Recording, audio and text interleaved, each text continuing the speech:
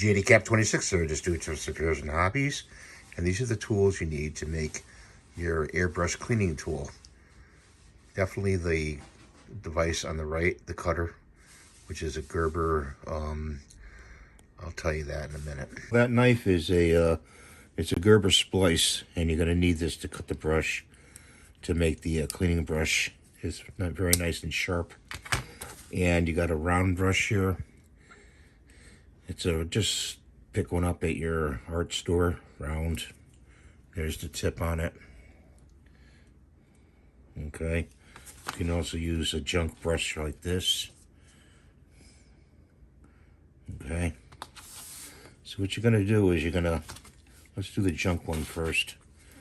And you're just going to cut like half off of these like this. You can leave like a stubby like that. Okay.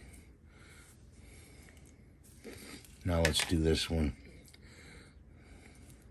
You're going to cut the tip off. And do it on this right here.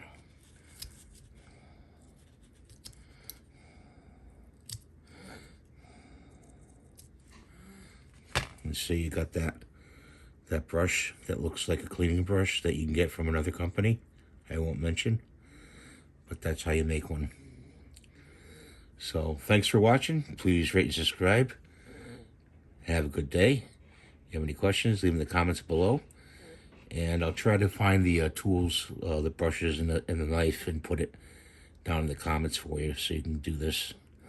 Maybe you already have one. Take care. We'll see you next time.